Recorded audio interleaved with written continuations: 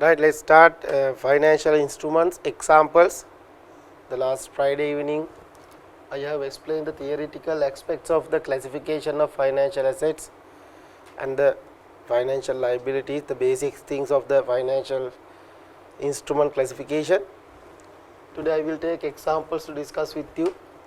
Right, I have collected these examples from ACCA study text. Okay, the first example brings the scope of XLFRS 9, especially for derivatives. I will take the standard first before moving to the question. Here, paragraph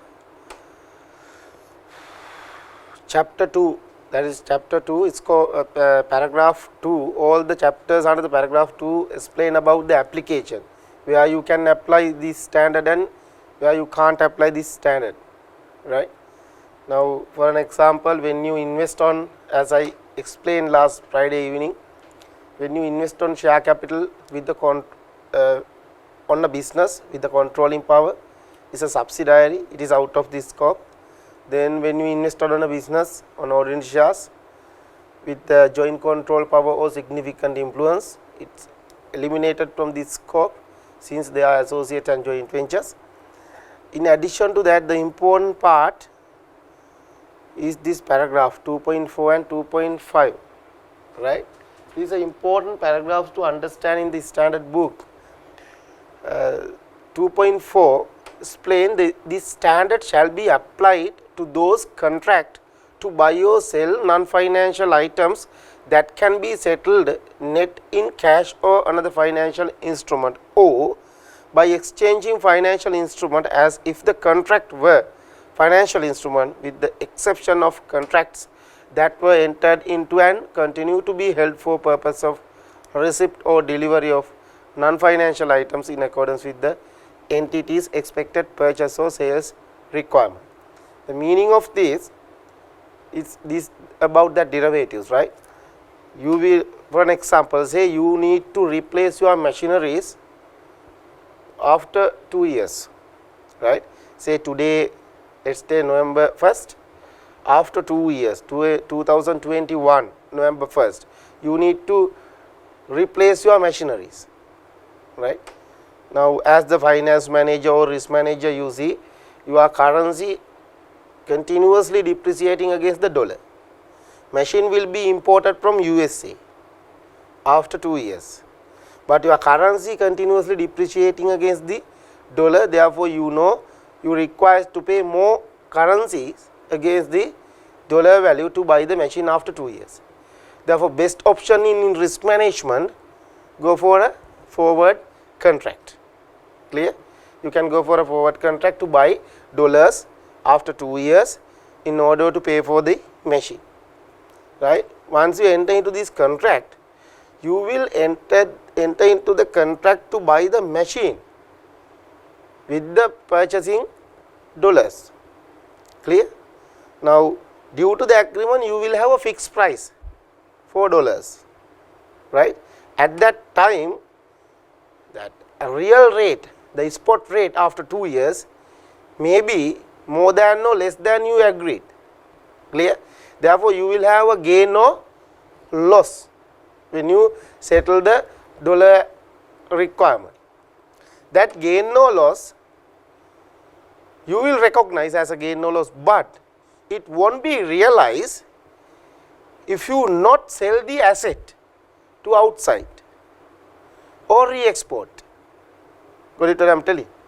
Say after 2 years the machine value be $1. Simple example, $1. Machine value be $1. You require to pay under the current situation $150 for $1, right? You will believe it will be increased further. It will pass 200. Therefore, you will enter into an agreement to buy a dollar 200. Your currency 200. Now, after 2 years, you will buy the dollar at 200. Clear? When you reach that time after 2 years, say dollar equal 210. Clear? But you will buy it at 200 due to your agreement. Is that clear? And you will pay $1 and buy the machine. Machine worth $1. No issue. right? You entered into an agreement to buy a dollar for 200, right? But when you reach at that date, its spot rate will be 210. But you no need to pay 210, you can pay 200 and buy the machine. Therefore, you have 10 currency gain. But that gain will be realized if you sell the machine to a third party. Otherwise, that 10 currency gain will not be realized. Is that clear? If it is not going to realize in cash or another financial asset, that transaction, that forward agreement not come under the scope of this SLFRS 9. Is that clear? That is the requirement. I think you got the meaning, right? To take that type of agreement under this standard, that gain or loss will be arise at the point, need to be realized in cash or another financial asset. If you buy only the machine, right, you have the gain on the machine, but until you sell the machine, that 10 will not be realized. Is that clear? I will repeat it. Today you want to buy a machine after 2 years. Machine value will be $1, right? You will believe dollar value will be increased, therefore you will enter into an agreement to buy a dollar for 200. Clear? After 2 years. When you reach that day, after 2 years, dollar value may be 210 at the market. But you need to pay only 200 to buy a dollar. You will buy the dollar for 200 and pay to the supplier and will buy the machine. Right? Therefore, you have a 10 currency gain because you paid only 200 to buy a dollar due to the agreement. Once you buy the machine, until you sell the machine, you don't have that gain in rupees or your currency, because you bought $1 for 200 and pay that $1 to the machine supplier and you took the machine, right? But at that time market rate per dollar is 210, but you paid only 200. Clear? Now you have a 10 rupee gain, you have a 10 rupee gain because you not paid 210, you paid only 200 per dollar, right? But that gain 10 won't be realized if you not sell the machine. Until you sell the machine to a third party, that 10 gain not coming into the business. But if you are engaged in a re-export business or buying and selling to a third party, you have that gain because you will buy it at 200 and you will sell it at 210. Then you have a gain. But if you are going to use the asset within the business as an unoccupied asset, you don't have a gain in cash or another financial asset. Therefore, when you are entering into a forward contract to buy non-financial assets, it's come under this standard if only that gain or loss realized in cash or another financial instrument. Is it clear? Here, a contract to buy or sell non-financial item that can be settled net in cash or another financial instrument or by exchanging financial instrument, as if the contract was financial instrument, may be irrecoverably designated as measured at fair value through profit or loss, even if it was entered into for the purpose of receipt or delivery of non-financial item in accordance with the entity's expected purchase, sale or usage requirement. Is that clear? Therefore, if you are going to buy this machine to use by yourself as owner-occupied asset, that gain or loss won't be able to realize because you will use the machine. Got it? Right. Let's take an example for this. Here, a chocolate manufacturer may be worried that price of cocoa might increase with an adverse effect on its cost of production and operating profits. Now they are worried about their raw material price increasing, right? The company could manage this risk by entering into forward contract to fix now the price of his future purchase of cocoa, right? By fixing the price now for future purchase, the risk of an adverse movement in the market price of cocoa, that is raw material, is removed. This is another example, right? You need raw material, you worrying the price will increase, therefore you will enter into an agreement, forward agreement to buy at a fixed price. When you buying it, right, you need to pay only the fixed price, but market price will be a different one. Now you have a gain or loss. But if you going to use cocoa as a raw material, it not going to realize within short period of time. But if you resell the raw materials you purchase, it will be realized. Therefore, this is described as hedging and risk, or hedging the exposure to the risk. This is a hedging contract. But this cannot be taken under the scope of SLFRS 9 if that gain or loss not realized in cash or another financial instrument. Clear? Because if you buy cocoa and use for the production process, you don't have a gain in rupees. Is that clear? The same example, we are worrying about that fuel prices. We will enter into a fixed price with a fuel supplier after 1 year, to buy after 1 year, right, at a fixed price. When you buying at that date, you have a different market price, but you will pay only the fixed price. Therefore, the market rate and the you agreed price will have a difference. That difference is the gain or loss. If you buy oil and resell, you can realize that gain or loss. Is that clear? But if you are going to use by yourself those fuel, right, for your vehicles or machineries, you cannot collect that gain in cash. It will be collected over long run. Why? You will use it, you will produce, then you will sell and you will collect. You will have a gain one day, but not in short run, not in short term. Is that clear? You agree to buy 1 liter of say kerosene at 100 rupees after 1 year, right? When you buying it at actually at 100, the market price may be 120, right? But you will pay only 100. You will buy it and use for the production process. That means you are able to take your raw material at a lower price. You have a gain 20, but it going through the production process and you will produce something, you will sell. In long run, you will collect when you sell your production. But short term run, you don't have a chance to collect that 20 rupee. But if you buy kerosene and sell same time to outsider, you can sell it at 120. Is that clear?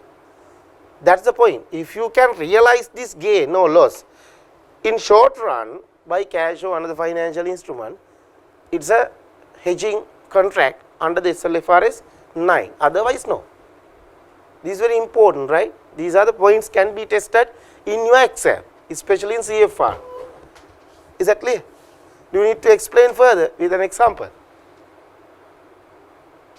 Right?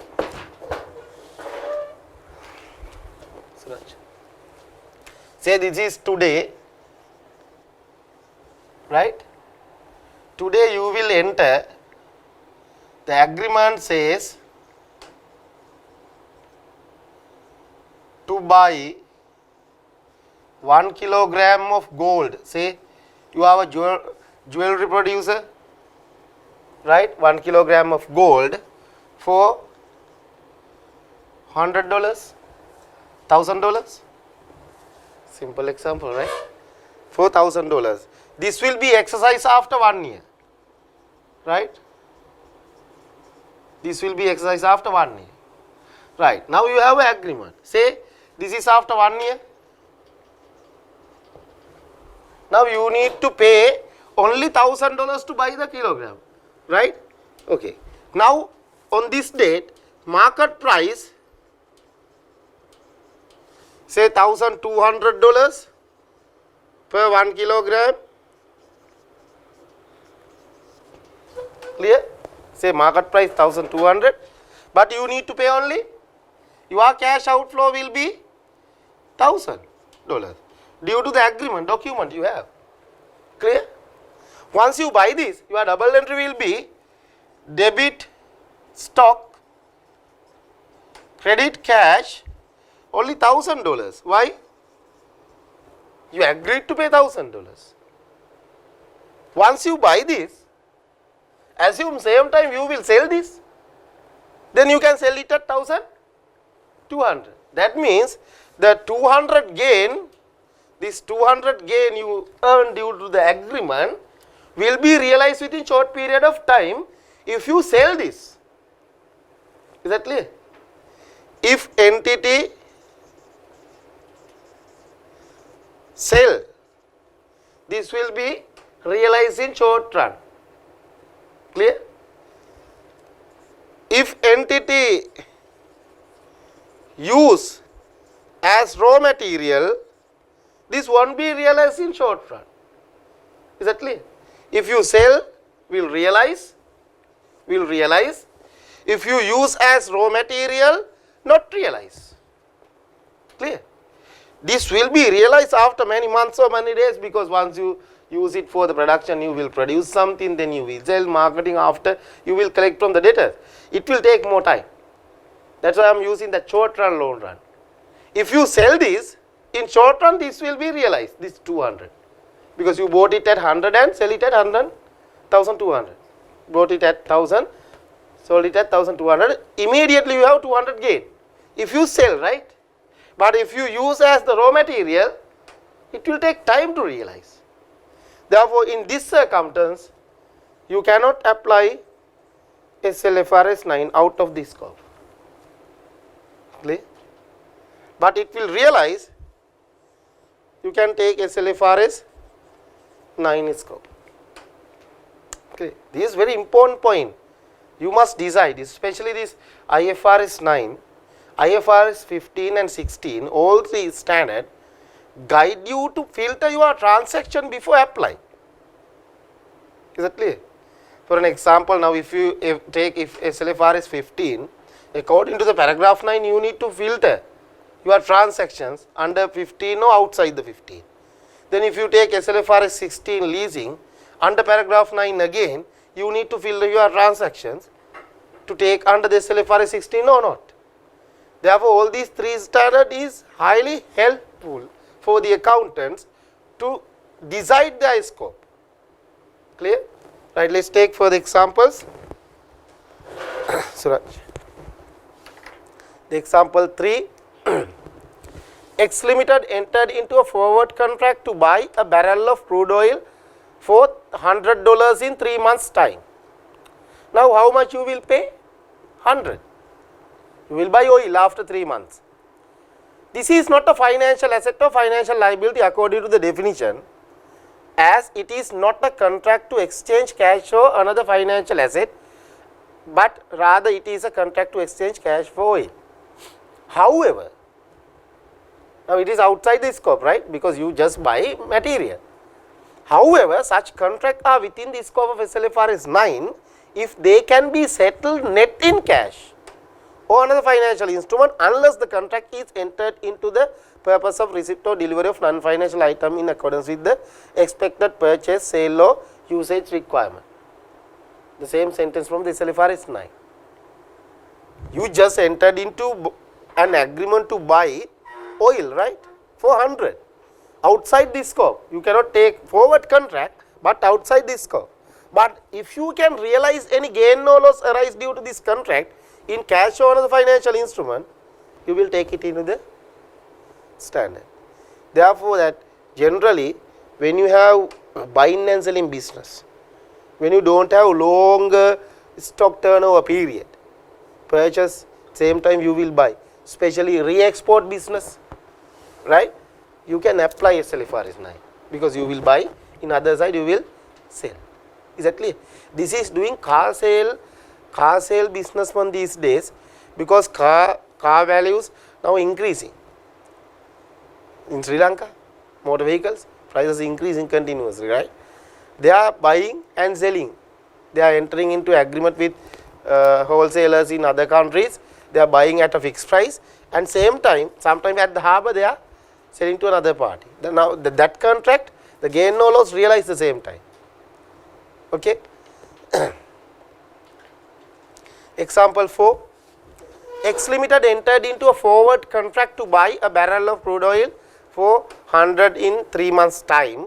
The fair value of the barrel of oil is 110 at the date of maturity. As I explain here, the gold agreed to buy it at 100, but at the exercise date it will be 110. Net settlement, how much the net settlement? $10.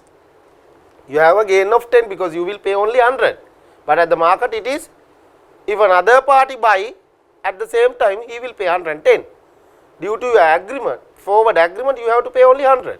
Now you have a gain 10, because fair value is 100 and 10. Therefore 10 is the gain. The X Limited can pay only 100 for something worth 110. Now fair value 110, you will pay only 100. Net settlement would involve the counterparty giving 10, then X Limited buy the oil at its market price. Thus X Limited would have a barrel of oil at cost 110. There is a one option. Look here, this is a additional point we are going to add, right? I will enter into a contract to buy something at 100. At the date it will be 110. Now I need, according to the agreement, if I enter the agreement with the supplier directly, I can pay 100 and take the item. But if I enter into the agreement with the third party, supplier definitely asks 110 from me. Got it? Say you are the supplier. You and me enter into an agreement to buy something at 100. Therefore, whatever the market price, not a matter for us. I will pay 100, you will give me the item.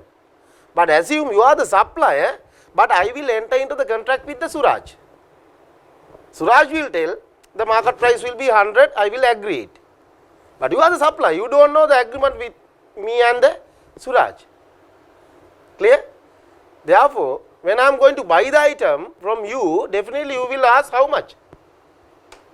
110 you will ask, because you don't know my agreement with the Suraj. At that time, Suraj will give me 10.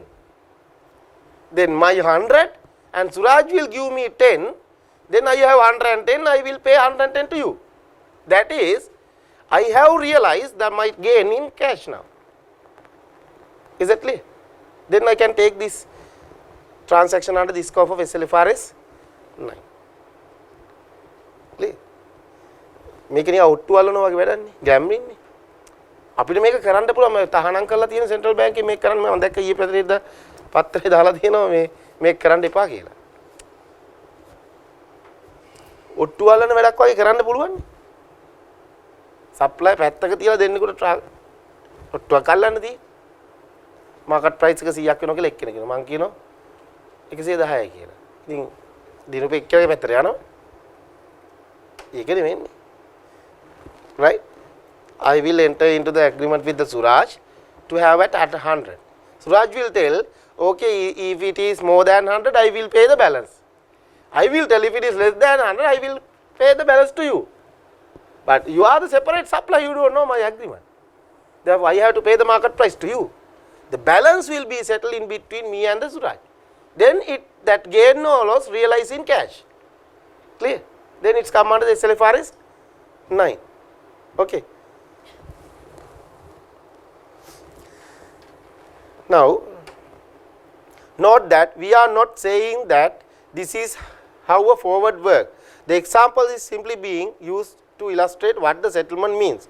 IFRS 9 would not apply in the above example if X Limited had entered into the contract in order to buy the oil for its own use. Then the other case. If I buy the item from you, my own use. Clear? I cannot realize again it. IFRS 9 define net settlement very widely, with the result that many derivatives on non-financial items are within the scope of SLFRS 9. Right? Here, look at the standard now, paragraph 2.6. ඒක තමයි රතන කියන්නේ. There are various ways in which contract to buy non-financial item, that means derivative for non-financial items, can be settled net in cash. If it is settled net in cash, come under the standard, otherwise excluded. Clear? If the gain or loss settled in net in cash, it's under the standard, otherwise out. Now, how we measure whether it is net in cash? These are the various ways. Here they have explained 4 ways. Let's see one by one.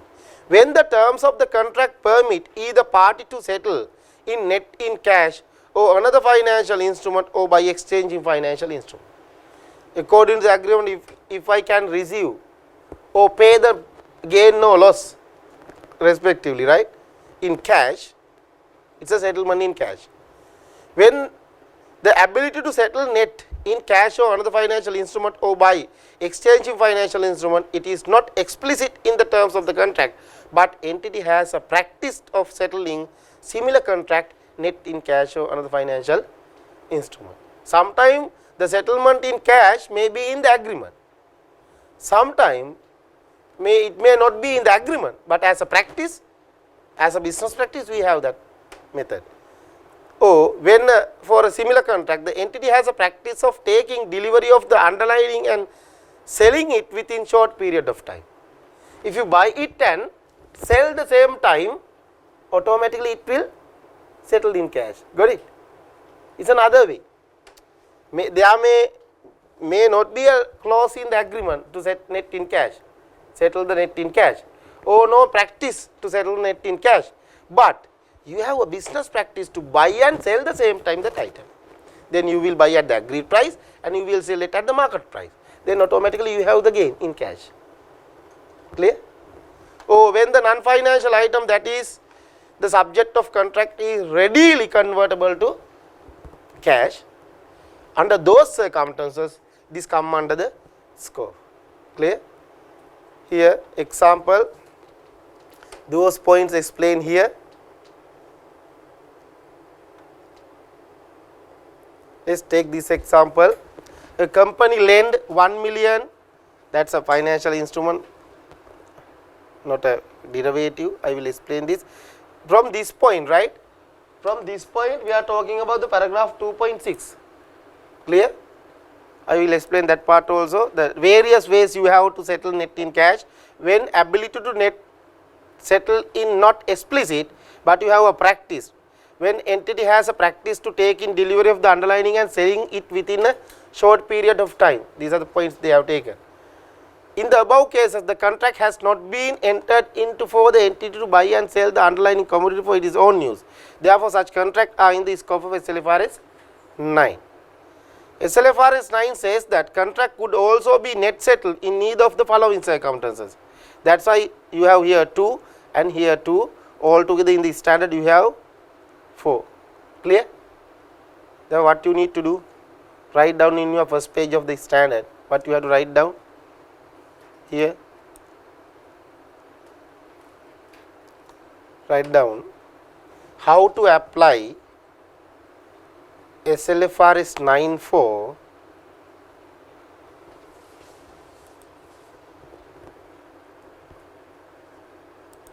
how to apply SLFRS 9(4)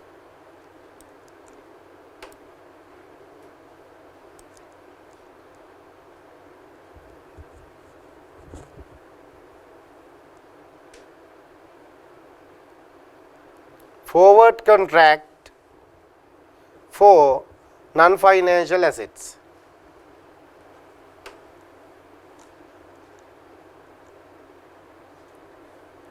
When you have a forward, it's a derivative, right? Derivative එකක් කියන්නේ no initial investment, basically will be settled in future day.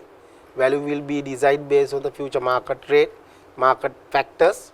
Is a derivative. Then when you have a contract to buy some non-financial asset in a future day, it's a forward contract for non-financial asset. If it is for a financial asset, as treasury departments in banks doing, automatically come under SLFRS 9. But when you entering into forward contracts to buy non-financial assets, under paragraph 2.4 to 2.6, you can apply this standard. Clear? Then write down how to apply this standard for forward contract for non-financial asset, paragraph 2.4 to 2.6, right? If 2.6, 4 methods you have, it is settled in cash.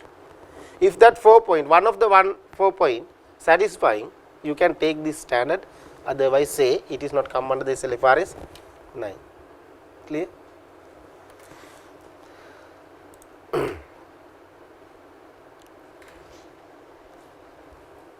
Then let's move into the directly classification of financial asset and their examples, right. Now financial asset, as I told you yesterday, Friday, will be classified under three categories: financial asset at amortized cost, financial asset at fair value through P&L, both equity and debt investments, fair value through OCI, both equity and debt investments. Clear? Therefore, we have three, but if you take separately, we have five. Why? Amortized cost only debt investments. Through OCI, fair value through OCI, both debt and equity. Then 3. Then fair value through P&L, both debt and equity. Clear? Now, in detail we have 5, but basically we have 3. Clear? But when you talk about the accounting treatment, you cannot take as under 3 categories. You have to take it under the 5 categories, because fair value through OCI in debt and fair value through OCI and equity has different accounting treatment. Clear? That's why you need to take in detail as 5 categories. Right? Let's have this summary now. Right? I will explain that summary with examples, but better to have the summary.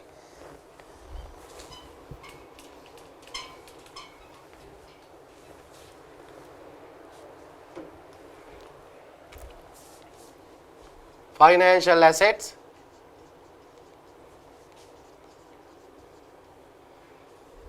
we have one debt,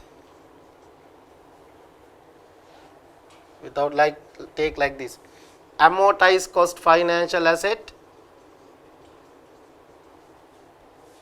only debt, fair value through OCI, let's take debt, this is only debt. Then let's take fair value through OCI equity, investment on equity. Then let's take fair value through P&L debt, fair value through P&L equity investment. What is equity and debt? The source we have invested. Amortized cost will be only the other source is debt instruments. We have invested on debt instrument, financial liability in other side. Fair value through OCI and P&L, when we invested on other company's debt or other company equity, right here. The fair value through OCI can be both debt and equity, P&L can be both debt and equity. Let's have a table. Please write down this in a draft sheet. Thereafter, you can fix this onto your standard book. In the exam, don't worry, examiner allow you to take short notes, highlights, everything, whatever in the standard book. The things spread over the standard book, you can take into single place. That's allowed, right? Now, I am going to give you a summary. Okay? Let's take the initial measurement.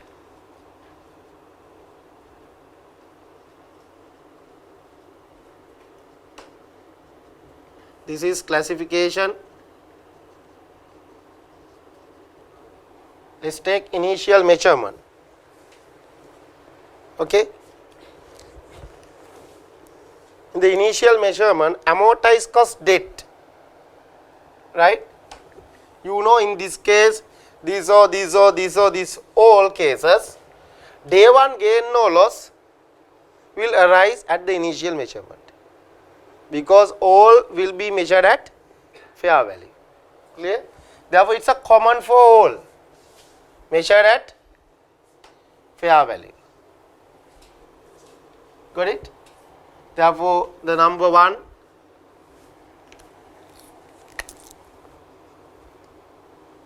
let's take like this. It is common for all, right? You can say at fair value and day 1 gain no loss immediately in P&L if fair value arrived through level 1. Got it? Now I am not going to tell the other way. If the fair value arrived, initial measurement, it should be measured at fair value, no option, all the instruments, right? Liability also same, it should be measured at fair value. When you measure in the fair value, if you use level 1 means highly realizable, anytime you can sell it, clear? If you arrive the fair value through level 1, the day 1 gain no loss will be recognized in P&L immediately. Then the vice versa, if it is not arrived through level 1, that may be level 2 or level 3, unobservable data, P&L will recognize in P&L but not in immediately over the lifetime. I am not going to write down that point. When you read this sentence, you can remember other one. Let us read. Initially measured at fair value. Day 1 gain no loss immediately in P&L if fair value arrived through level 1. Then if not, over the period. Is that clear? Got it? That is about the initial measurement, about the day 1 gain no loss. Thereafter, you have another point, that is transaction cost, right? Transaction cost for these 3. See how I am going to classify only these 3. I have separation here, I have the separation here, but I will remove this separation. Now see what I am going to talk about. Transaction cost of amortized cost and fair value through OCI, transaction cost of fair value through P&L, different treatments. If it is fair value through OCI or amortized cost, you will take transaction cost at transaction cost at asset, that is capitalized, right? You will capitalize for these 2. But if it is fair value through P&L, charge into profit and loss. Clear? Now here I have the separation, right?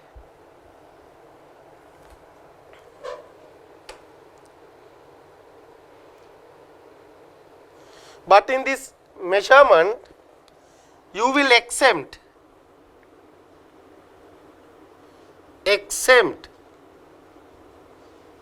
trade receivable. Clear?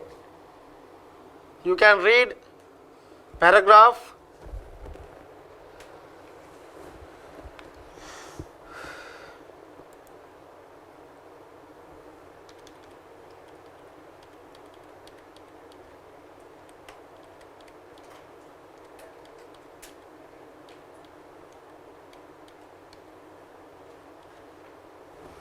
5.1.1 and 5.1.a, exempt trade receivable.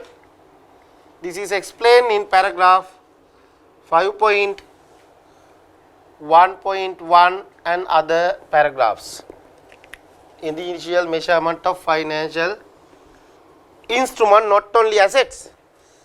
They have explained all the financial instruments, same story. For the liabilities also same story. Is that clear? Because liability will be classified as fair value through P&L and amortized cost only. Then same story will apply. Clear? Right, that is initial measurement. Okay? Then let us move into the subsequent measurement.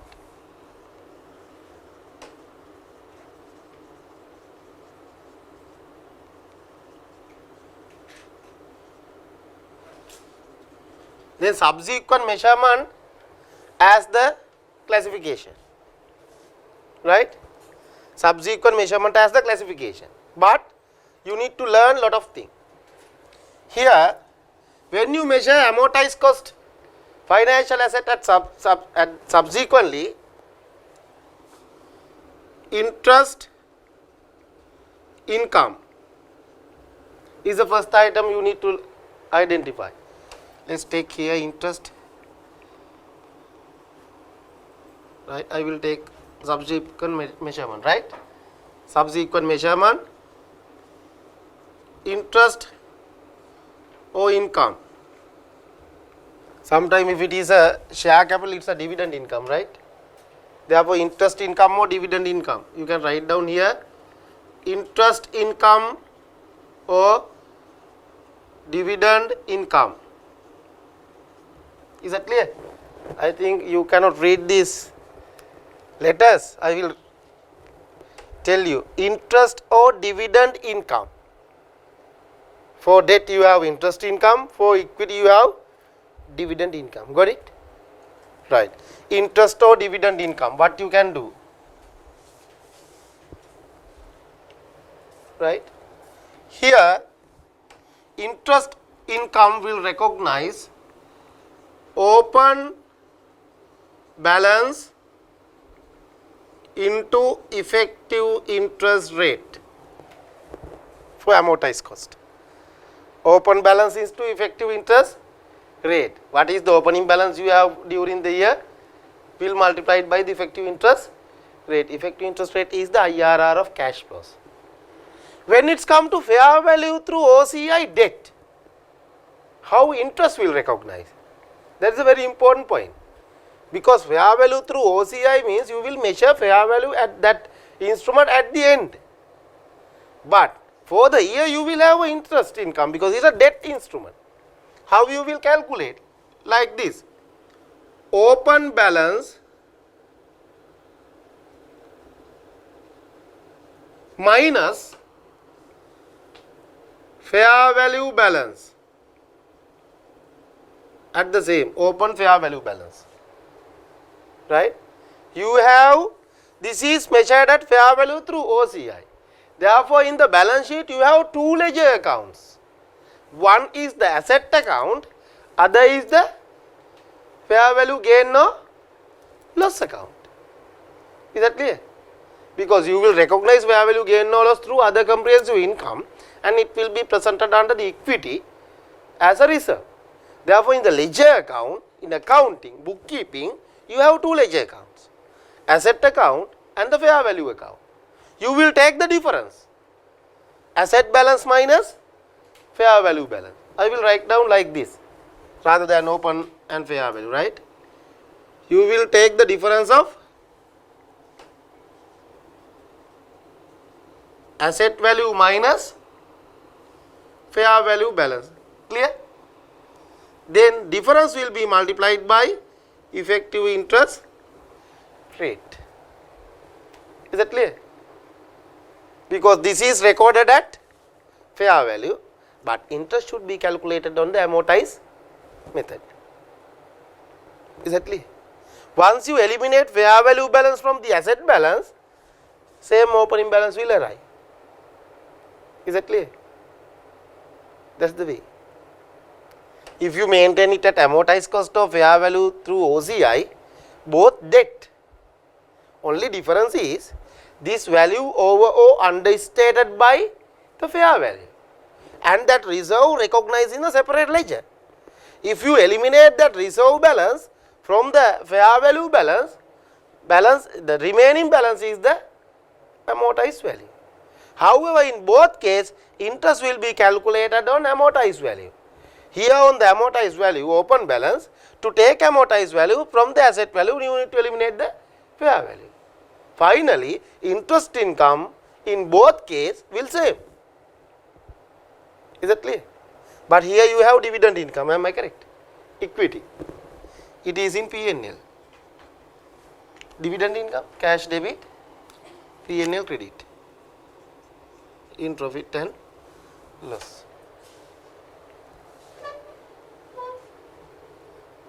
Here also P&L, here also P&L, right?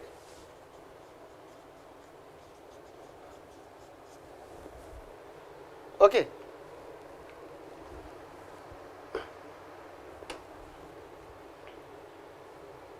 Clear? Now, I think these are very simple areas, but this point is very important to learn. Now, I will show you two examples, right? So,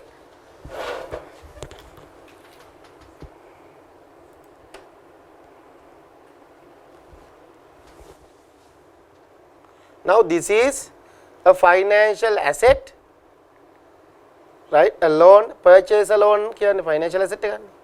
Once you purchase, it's a financial asset at amortized cost, right? Then it's a loan, debt instrument at amortized cost. Nominal value 50, coupon rate 10 means annually you will receive value, right? Interest in cash, but you purchase it at 40, effective interest rate 11.67. Therefore, first year interest income should be 48 into 11.67. Clear? As here calculate. Opening balance 48, effective rate 11.67 into 48, 5.6. Interest will receive only 5 because coupon value 50, coupon rate 10. Therefore, interest will be received only 5 each year, right? After 3 years at the par value it will be redeemed. Therefore, open balance, effective interest rate, interest added minus cash received, closing balance. Then it will be the opening balance of the second year multiplied by effective interest rate, second year interest. Am I correct? Right? Then you will reduce the cash received in interest, closing balance, third year. The second year closing balance, then it's the third year opening balance into effective interest rate, interest income. Amount will be 55 because the face value and the interest both will be received. Therefore, it will be ended with nil. Now, here clearly it is explained how you will calculate interest on the opening balance using effective interest rate. Is that clear? Right. That is how amortized cost will calculate interest cost. When it's come to this example, purchase a loan, debt instrument, clear? Classified as fair value through OCI. The same story, same instrument, face value 50, coupon rate 10, you will receive 5 each year in cash. You purchase it at 48 and your effective interest rate same 11.67, right? All the 3 year ended you have fair values. Is that clear? All the 3 year ended you have fair value. Got it? Now, if you prepare their ledger accounts, let's try to prepare this, right? I will prepare on Excel sheet.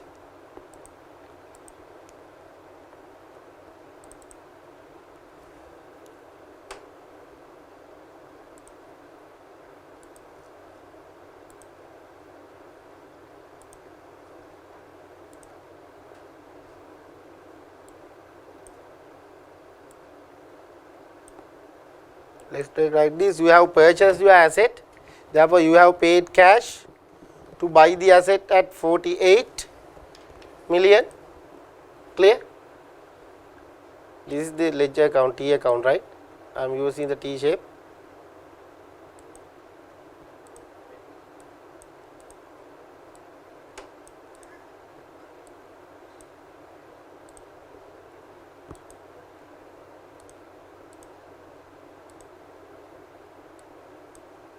You have purchased it at 48. Clear? This is a financial asset. Now you are going to measure this at fair value through OCI.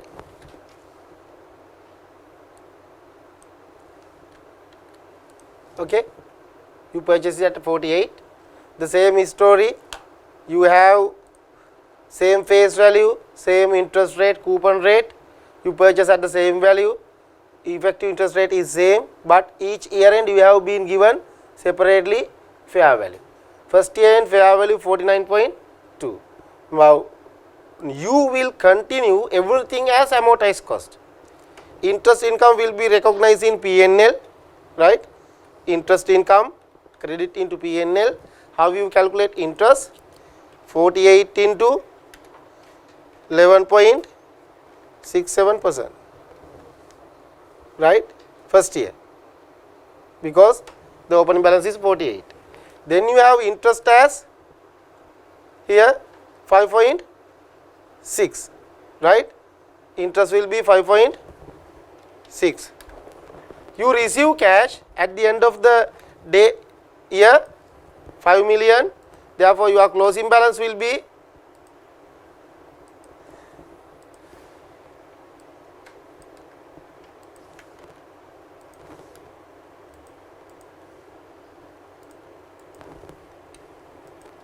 this is the carried down balance, right. If it is at amortized cost, this is the method. Your carried down balance will be 48, but now you decided to keep it at fair value through OCI. Therefore, you cannot accept this balance as the closing balance, because you want to replace this balance by fair value. Is that clear? Your fair value is in the question 49.2 at the end of the first year. Now, you can learn the fair value is standard from this here. Now, this 48.6 is entity specific measurement. Is that clear? But you need to replace it by fair value. Therefore, you have to bring new value from the market into the business.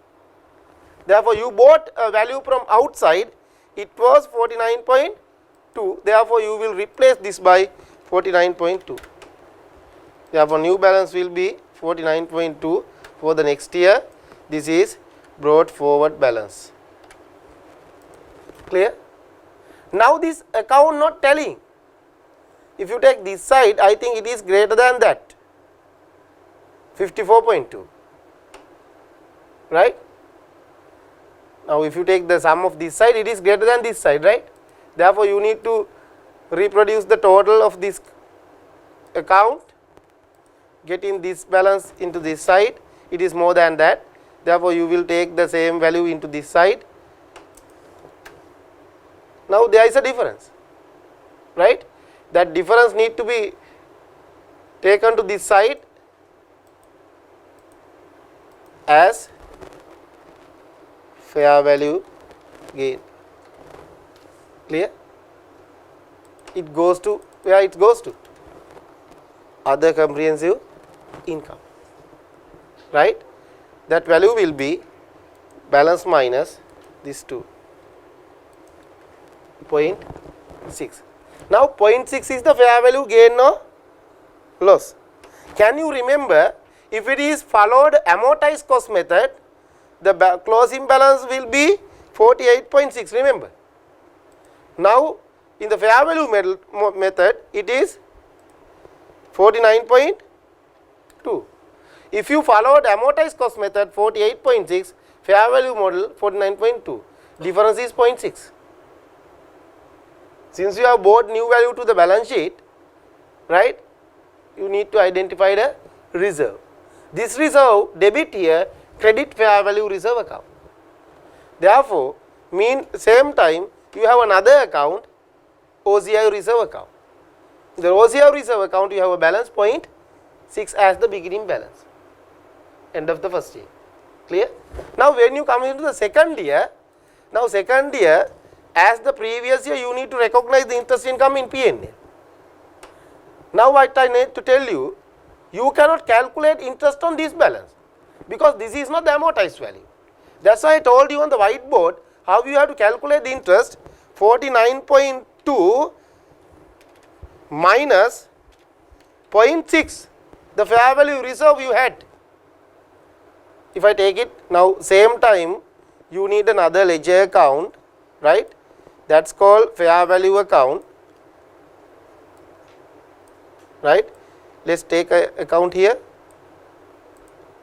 quickly.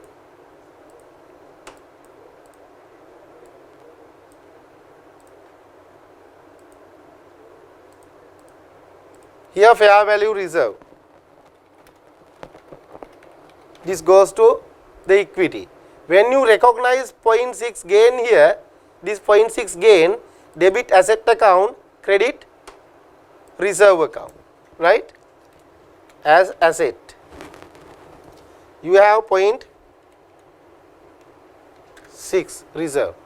You will close the account for the first year, right? You will close the account for the first year.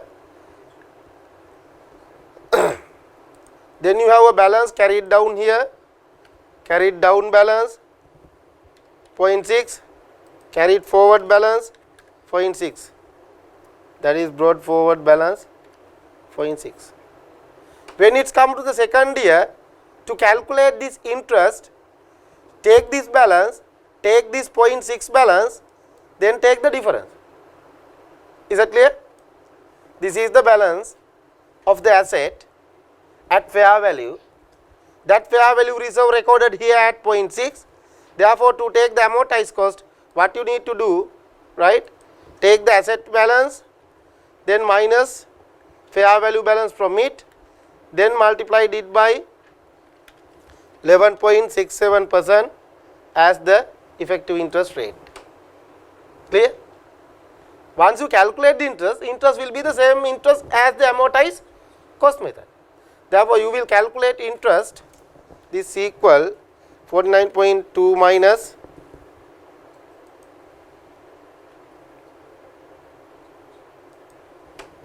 0.6 into, this is the interest income. Now, this is amortized, fair value cost method, but interest income. The same interest income we recognize in the amortized cost method also, 5.65. Because once you eliminate that 0.6, you will be arrive the amortized cost balance. Is that clear? That's the point I need to tell you. Therefore, each year end now you will receive cash, second year cash 5 million. Now you will take the total, right? You need to balance the account now for the second year. Now, as the carried down balance, can you take the account balance? No, you will take fair value. According to the question, second year fair value was 49.5. Is that clear? 49.5. Let's see, second year fair value 49.5, right? 49.5. Now, on this date, if it is at amortized cost, what would be the balance?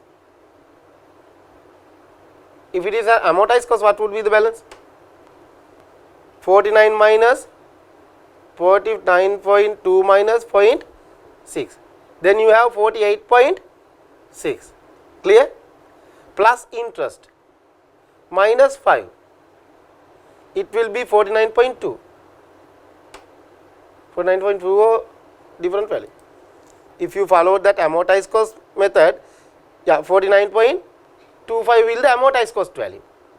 But fair value given 49.5. Now in the second year end, you have only 0.25 difference. Is that clear? If you follow the amortized cost method, your balance will be 49.25.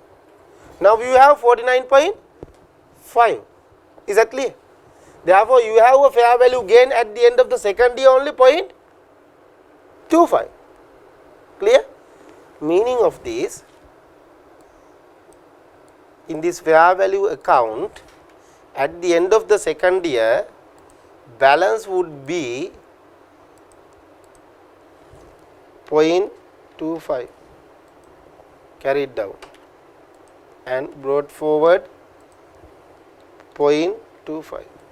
Because the difference of this fair value and the amortized cost method, if you followed, you have only this difference.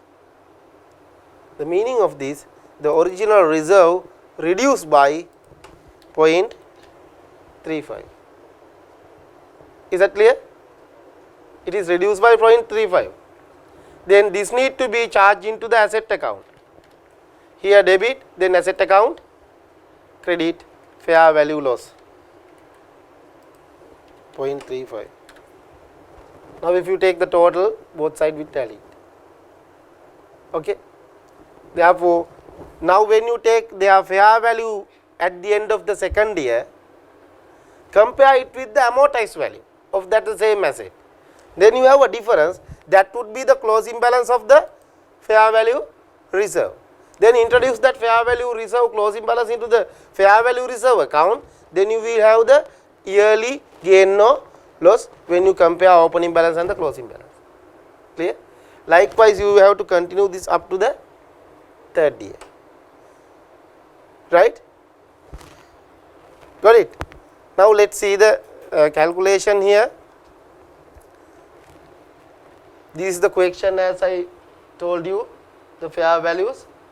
This is the calculation. Look here. Opening balance 48 at the end of the beginning. Interest calculated using effective interest rate on the opening balance 5.6, right? Cash receipt 5. Closing balance received 48.6. This will be the amortized value, but you need to take as the fair value 49.2. Therefore, reserve would be 0.6. Then second year balance will be this reserve plus amortized value. Got it? Therefore, second year opening balance and the first year end balance would be this plus reserve. Clear? The amortized value plus reserve. Therefore, next year opening balance would be 49.2, right? But you will take only this value for the purpose of interest calculation. Got it? You will take only the amortized value for the purpose of interest calculation. Then you will calculate interest. You will reduce cash received.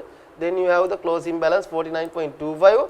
But your fair value would be 49.5 according to the question. Therefore, you have fair value reserve 0.25. Since you have 0.25 fair value reserve, this 0.6 value need to be reduced by 0.35. It will be recognized fair value loss. Clear? But when it's come to the third year, fair value also 50, settlement value also 50. Therefore, it will be set off. Let's prepare the third year accounts also. Now, this is end of the second year. Let's take the third year. This is beginning balance. This equal 49.5. Brought forward balance. Clear?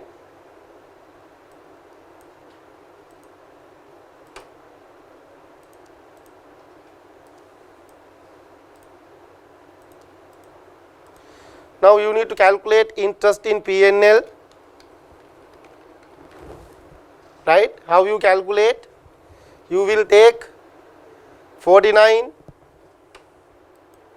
right? 49.5, then minus fair value 0.25 into effective interest rate is the way of calculating interest, because always you need to eliminate the fair value reserve from the opening balance to calculate the amortized cost interest. Therefore, interest will be this into 49 minus this balance into 11.67, whatever.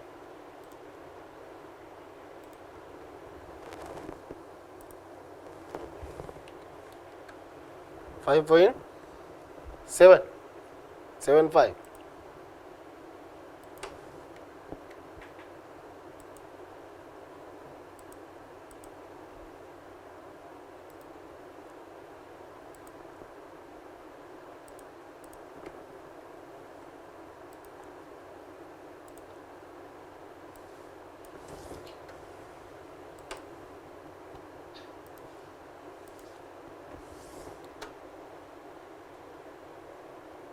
The rounded issue is there, right? Don't worry about that, because 54.8785 is a rounded issue.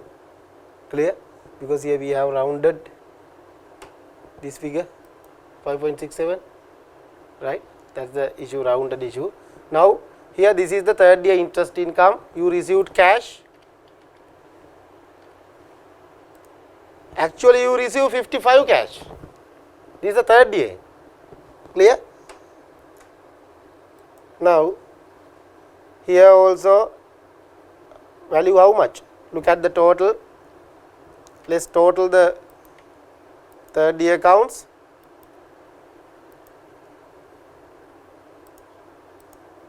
Now if you take the apparent value, right, 49.5, 5.75, balance would be 55.25, total would be 55.25, am I correct?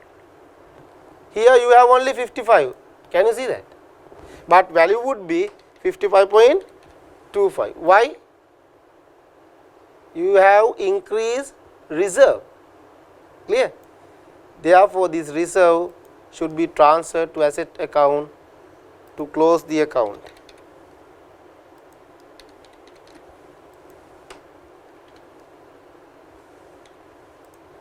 Now, account closed. But in amortized cost method, no one need this type of transfer at the end of the maturity. That's the difference. Got it? Now you can modify this table, right, Suraj?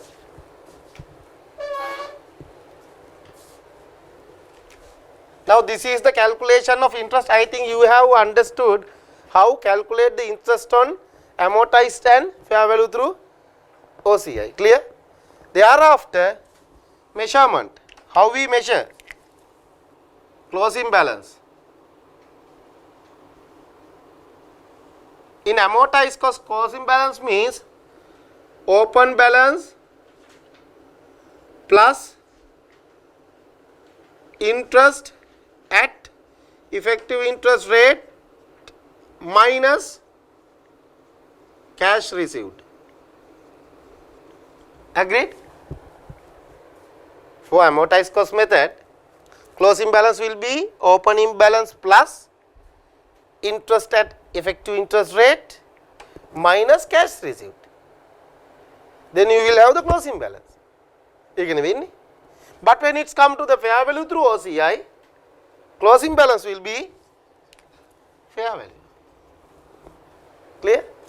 Therefore, you have fair value reserve separately. Closing balance will be fair value, therefore you have fair value reserve. Clear?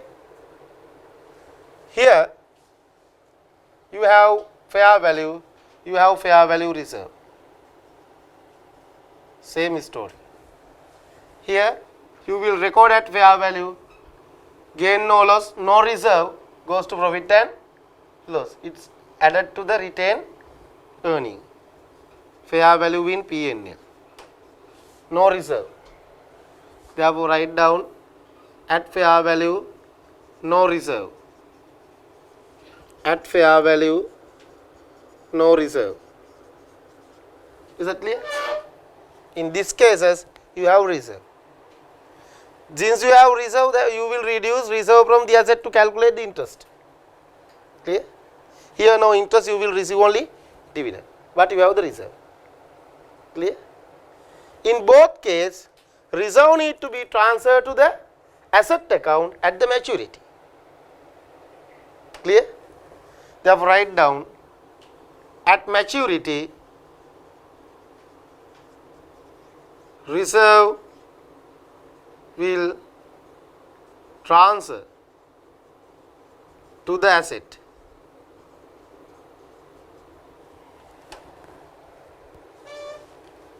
Right?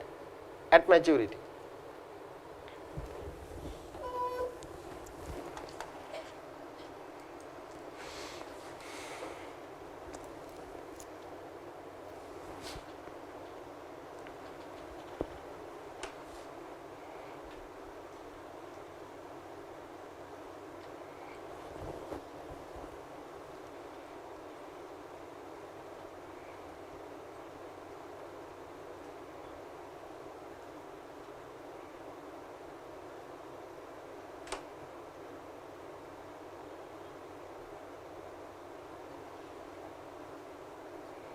Right. Let's take this example.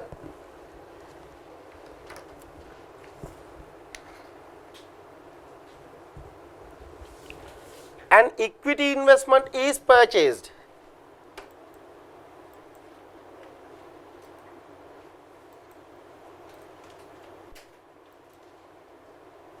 Equity investment is purchased, that is ordinary shares for 30,000 plus 1% transaction cost. On January 2016, the company made irrevocable decisions to designate the investment as fair value through OCI. Our third column. Clear? It is an investment in ordinary shares, fair value through OCI. Purchase at 30,000, transaction cost 1%. At the end of the financial year, the investment is revalued to fair value of 40,000. 11 December 17, it is sold for 50,000. Clear? After the first year, they have sold it. 1st January, investment will be recorded at 30,300 because transaction cost will be capitalized. Therefore, investment value will be 30,300. Then 31st December, at the end of the first year, the investment is revalued to 40,000. Therefore, you have a gain of 9,700. Is that clear? Because originally recorded at 30,300 including transaction cost. Year end balance 40,000. Therefore, you have 9,700 fair value gain. It will be recognized as a separate fair value reserve and finally presented at through OCI in the equity statement. Clear? Now, you have sold it. Clear? The journal entry for selling price, debit cash 50,000. After the first year you have sold, debit cash 50,000. Asset recorded at 40,000 now because revalued into 40,000 at fair value. Then balance 10,000 is a profit you generated. Is that clear? The balance 10,000 is the profit you generated through dispose. It will be recognized in P&L. No issue. Now you have derecognized your financial asset, but you have the reserve balance 9,700. Is that clear? That's the issue. You have 9,700 reserve once you dispose the asset. What you can do? The standard say cannot reclassify it into P&L that reserve. Is that clear? That's the important point. If you dispose fair value through OCI financial asset made on equity, at the derecognition, the fair value reserve cannot taken into profit and loss. Standard just mentioned cannot taken into the profit and loss. That means you have to transfer it into the retained earning. But fair value through OCI debt, you can take it into the profit and loss. That's the difference. Therefore, this table can be improved further.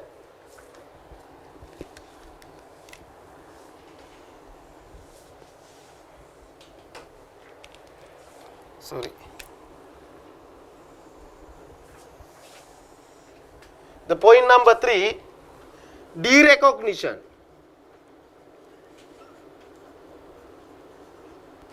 Derecognition, right? Once you derecognize an amortized cost, disposal gain directly goes to profit and loss. Disposal, let's take derecognition like this. Derecognition, right? This is derecognition. I am talking derecognition here. Disposal, gain no loss, right? Here directly P&L, disposal gain no loss P&L, disposal gain no loss P&L, P&L, P&L, no issue. But only for these two, you will have a reserve in addition to the asset account, right? Fair value reserve.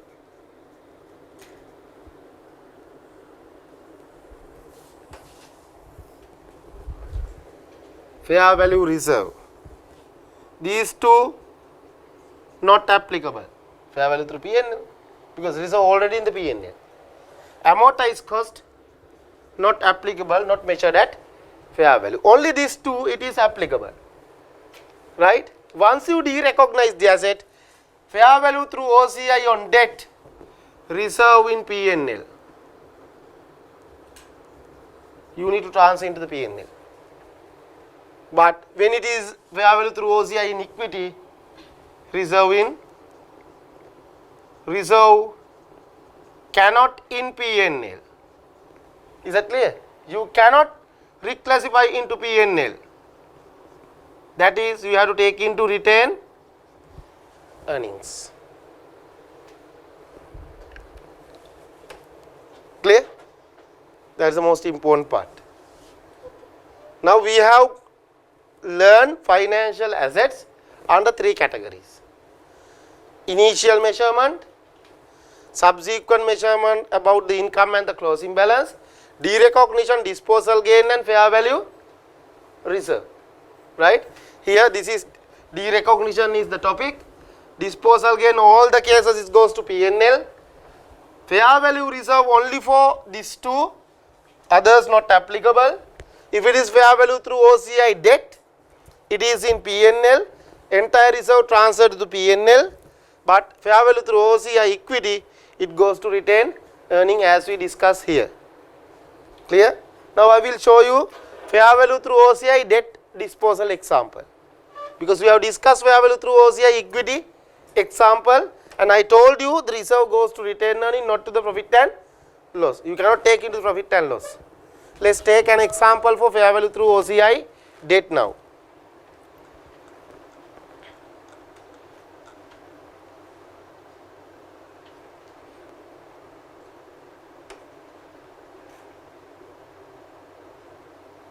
Here the same example we discussed and classified as fair value through OCI, or same example, can you remember? Classified as fair value through OCI, first year opening balance, interest added, cash received deducted, closing amortized value, but fair value was this, therefore you have recognized the reserve. Got it? Second year and you have recognized the reserve, therefore they talk about this transaction. Clear? But after the second year, no third year transaction, they decided to dispose this. Assume they have decided to dispose this. Now you have the opening balance 49 brought forward. Now you are going to dispose this into 50. Look at the question. Asset was sold for 50 million after the second year, within 10 days. Ignore the interest for 10 days. That means you will receive cash at disposal 50. Got it? Since you receive 50, you have disposal gain only 0.5 here. That goes to profit and loss. Clear? That goes to profit and loss. Right? Meantime, if this is a amortized one, your gain will be 0.75. Clear? But here 0.5, the reason is 0.25 in the reserve. Now this is debt investment, therefore this goes to profit and loss. Right? But if this is a equity investment, this reserve goes to retained earnings. Got it? That's the difference. This is equity, no, this is not an equity investment, this is debt investment. Therefore, at the derecognition, at the disposal derecognition, reserve goes to P&L since this is a debt investment. If this is a equity investment, this reserve goes to retained earning. It is clearly mentioned in the standard. Let's take the topic derecognition. Derecognition of financial assets 3.2.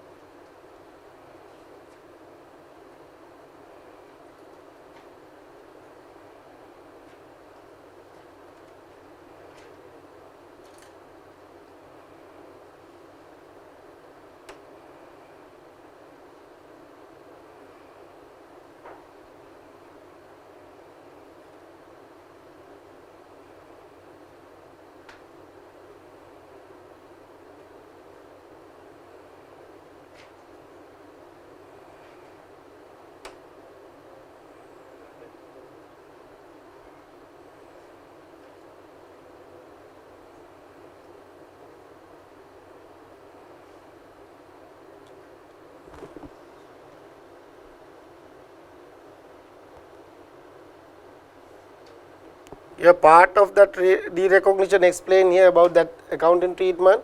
If an entity continuing involvement in only part of financial asset, right, you need to recalculate your disposal gain as the difference between the carrying amount of the derecognized amount and the consideration received. Difference is the disposal gain or loss goes to profit and loss, right. You need to read the similar area of this paragraph, then you can identify what I have mentioned.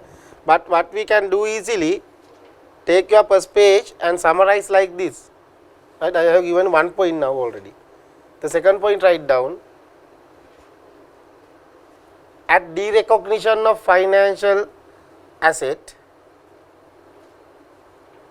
at derecognition of, I think you can easily take this table also, right.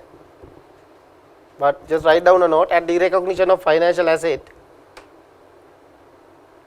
no issue for any case, gain or loss goes to profit and loss. Clear? Difference between the carrying value and the sales proceeds goes to profit and loss.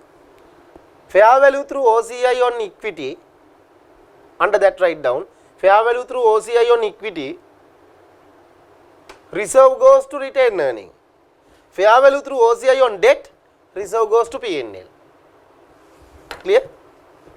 Note down that point.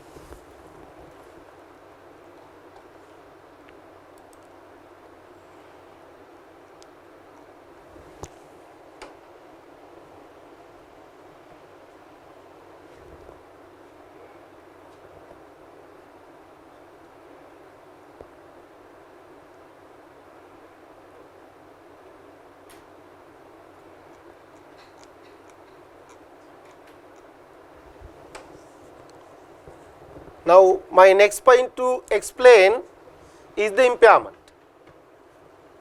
right. Impairment is the very crucial part. Therefore, next row, now we have given you 3 rows, right. Fourth row, write down impairment. Within bracket, write down, in this case, impairment called expected credit loss. Is that clear? Expected credit loss.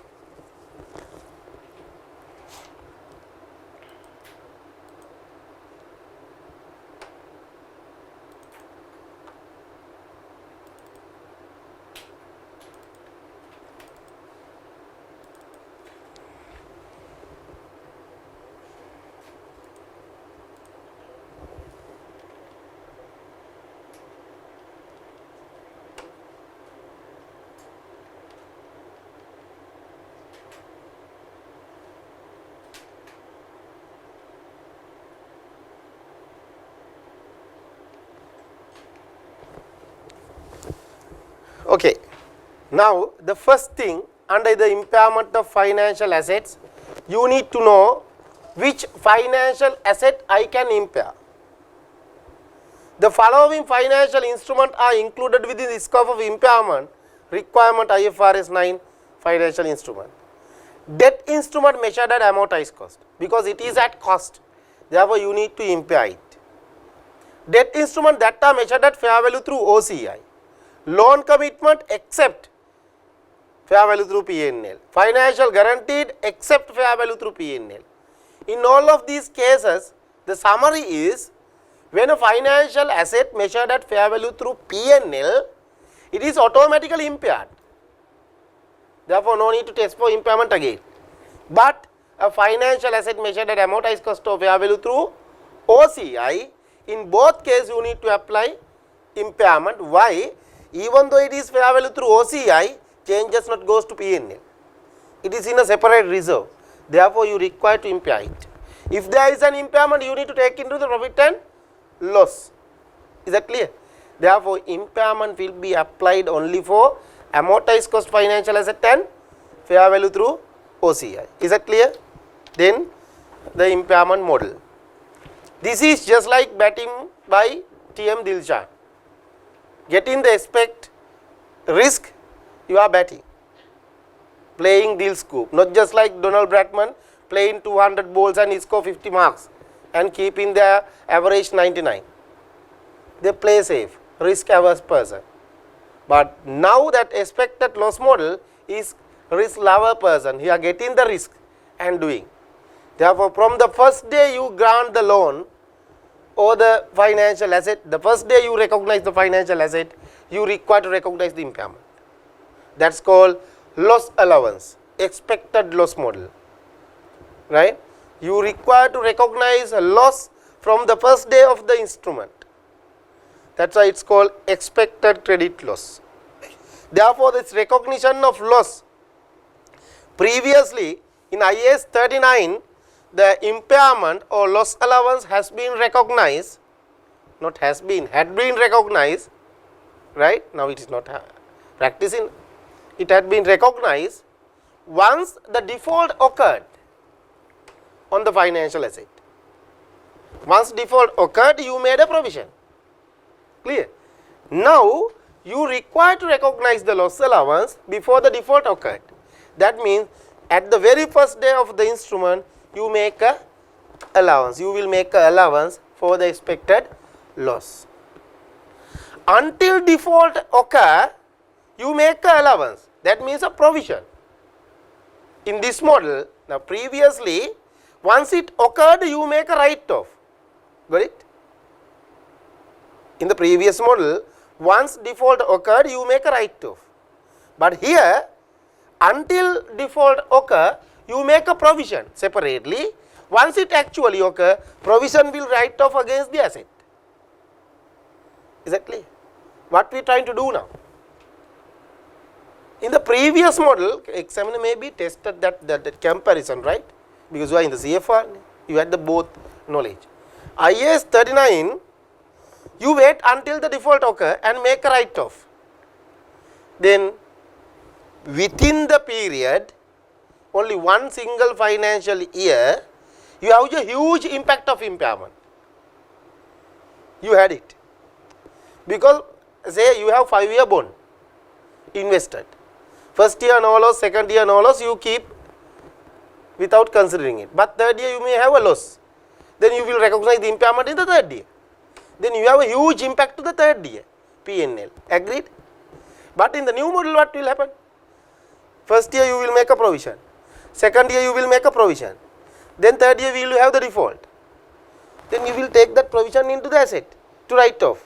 That means you already charge into profit and loss. Therefore, in the third year, now you have huge impact to the third year P&L. You haven't that huge impact to the third year. That's the comparison. That comparison will be tested. Is that clear? Now, in the new model, you will spread the loss over the lifetime. In the previous case, you have recognized at a point. Therefore, in the previous model, you had a huge impact for a particular year. Now, you have spread over the period. You will make a provision until default. Once default, you will take write-off. But that write-off value, no need to credit into the P&L, already no need to debit into the P&L because already debited and provided separately. Now, you what you did, you just taken into the asset, right? Is that clear? Therefore, adverse impact to a particular year has been reduced from the IFRS 9. That's the basic requirement, right? Now, the impairment provision, that expected loss provision, doing under 3 stages. Under 3 stages means your asset will be classified, that grading, under 3 categories. Under these 3 gradings, you will make different rates, different provisions. Grading, to understand this grading, I will take a easy example. Say you have granted an agriculture loan for a farmer, right? Once you granted, according to Sri Lankan context, you know, you have a common rate of defaulting. How you decide it? You have past experience. Standard clearly mentioned, when you estimate now, you are going to recognize the expected loss before occurring, right? Therefore, you have to have an estimate.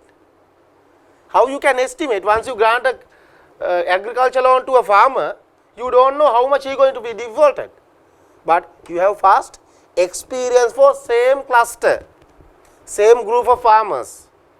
You may have 10-15 year data.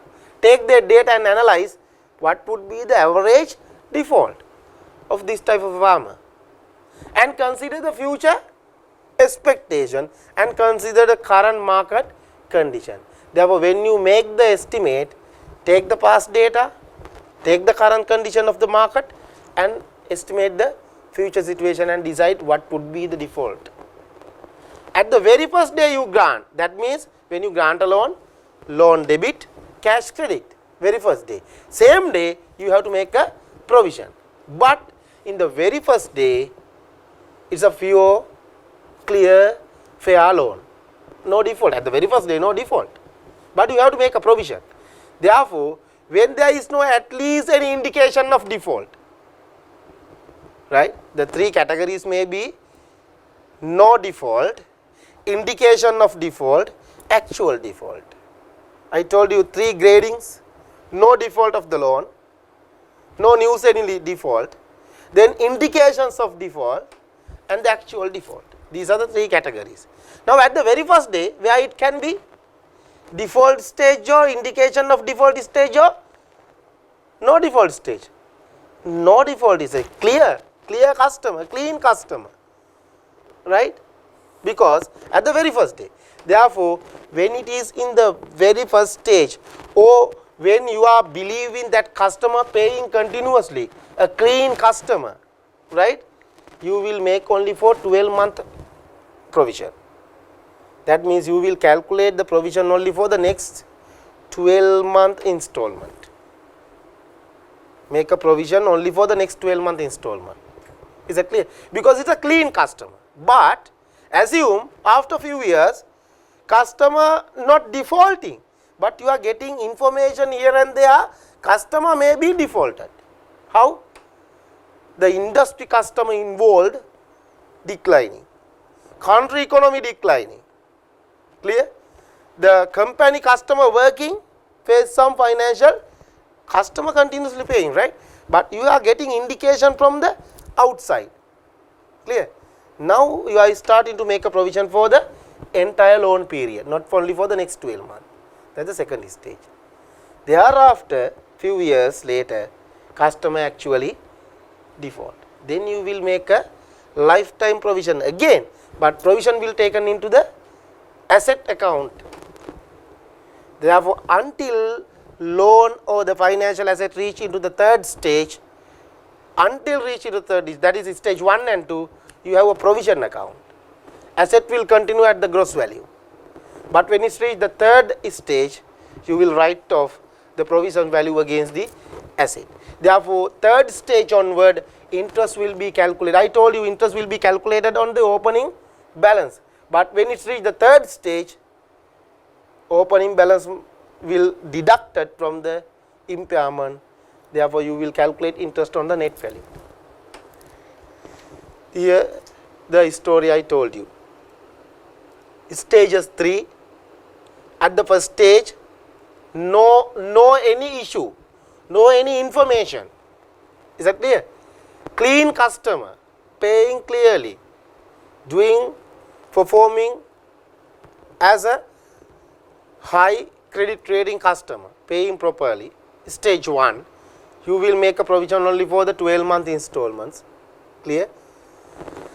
But when you are getting information here and there, customer may be defaulted, not defaulted, may be defaulted, you will calculate the lifetime loss, or when he actually defaulted, you will calculate lifetime loss. How you account it?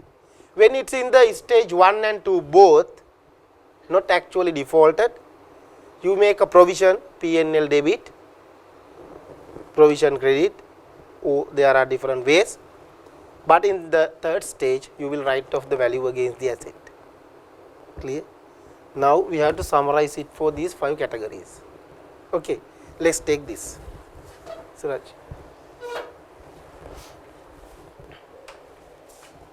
I will erase this to have the 4th stage, right? 4th point.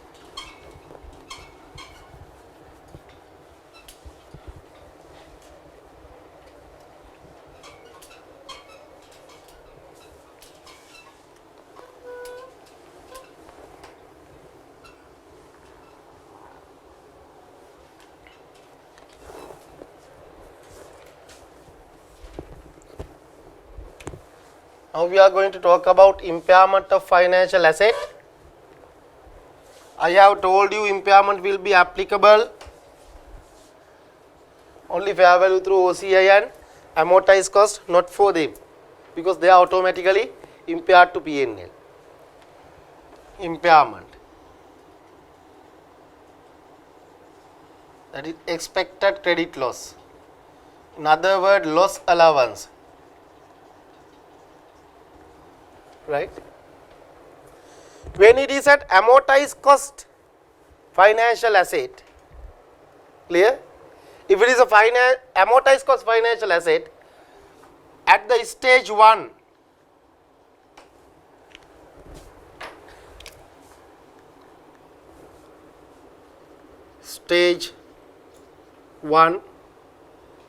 debit P&L credit loss allowance. Right? Stage 2 also debit P&L credit loss allowance. Right? When it's come to stage 3, debit P&L, the amount you recognize in addition to the already provided, and debit, first take debit loss allowance up to the amount already provided, any remaining balance debit profit and loss, total credit into asset. Therefore, on the stage 3 onward, it will be recorded at net, interest will be calculated on net. Clear? However, when it's come to the fair value through OCI, clear? The story totally different. When it at the stage 1, debit P&L, where you are going to credit?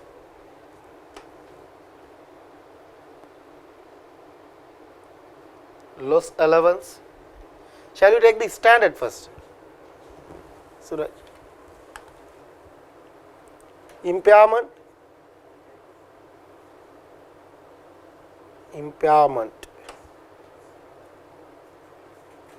What is the paragraph number for impairment?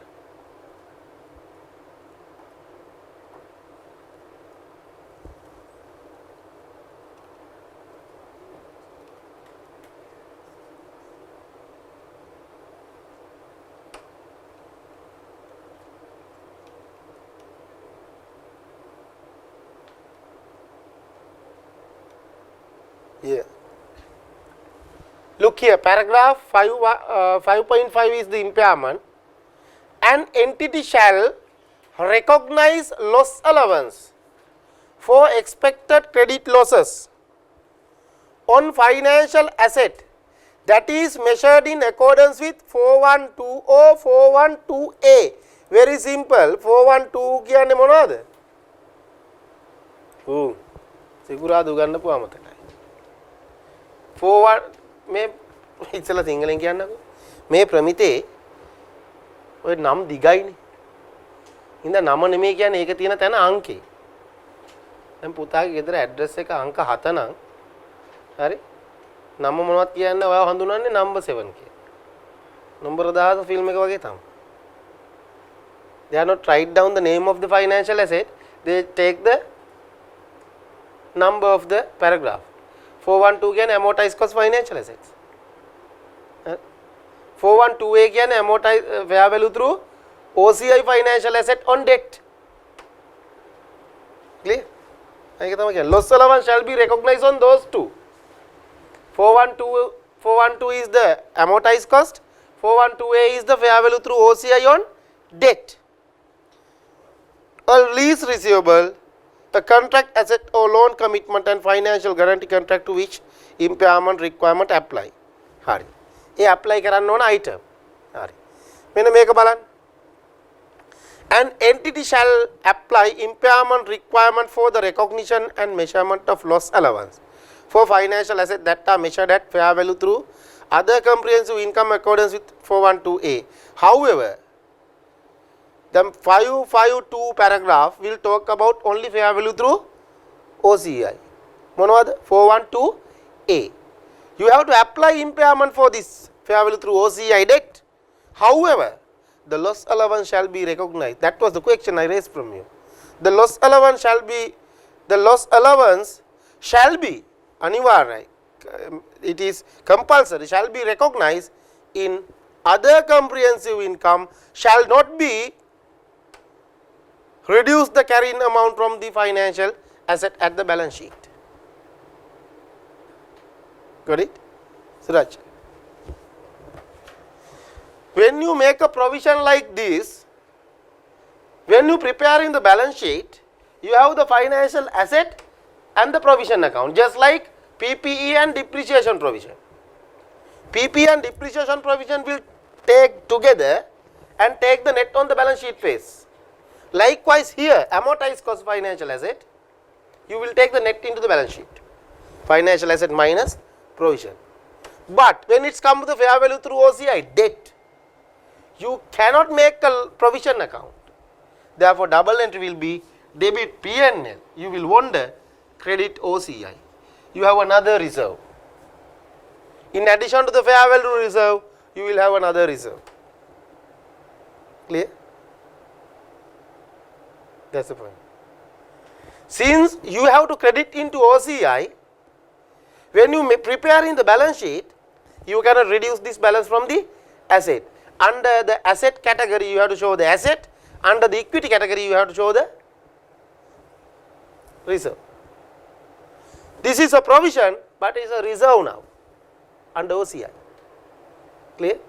Therefore, when you present in the balance sheet, asset side you have the financial asset, liability side you have under the equity a reserve for loss allowance. But in the amortized cost case, both in the asset side as a net figure. Clear? The application is paragraph 5.5.2. Is that clear? This story 5.5.2. All other cases same. Clear?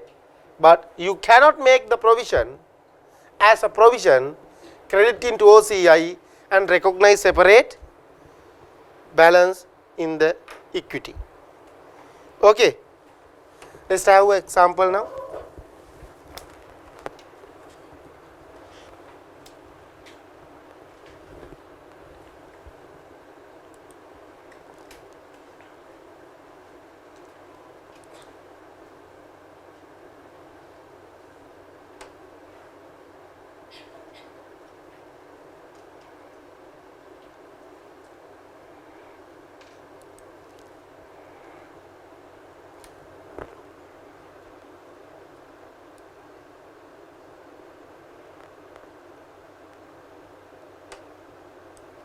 Impairment of financial asset.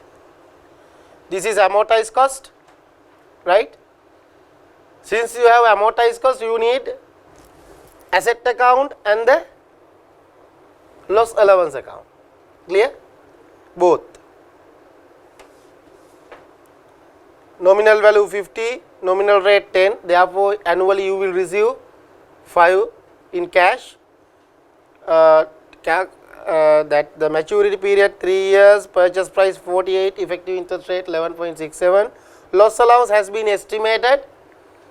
1st January is the very first day, that is expected loss in the very first day. Thereafter, each year end you have expected losses, right? Now you have to prepare 2 ledger accounts as you preparing for amortized cost, right? Now this is the financial asset at amortized cost financial asset.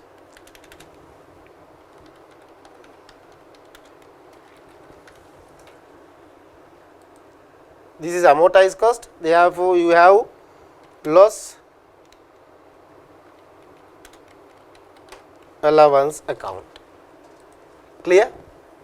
You have invested in cash 48, right? Interest will be recognized in P&L 48 into 11.67. Clear? 5.6. You will receive cash 5 million. Got it?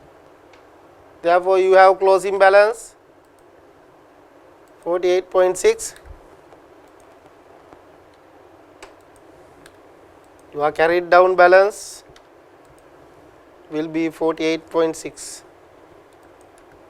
Got it? First day you need to make a provision. How you will make the provision?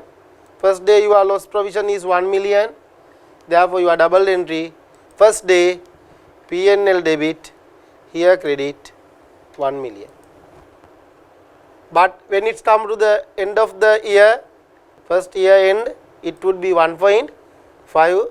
Therefore, loss allowance account at the first year end, carried down balance 1.5, then brought forward balance also 1.5. Therefore, you need to increase your provision by another 5 at the same year, since you have recognized early and you have recognized end. Therefore, very first day onward you make the provision, and each year end you reassess the provision. Clear? Right. This is the first year story. Second year again you will make the provision. Third year also you will make the provision. Let's complete for the up to third year. Brought forward balance same as this. This is amortized cost financial asset, right? You will recognize in P&L interest on the opening balance 48.6 into 11.67 interest 5.67. You have received cash at the second year 5. Therefore, you can take the total.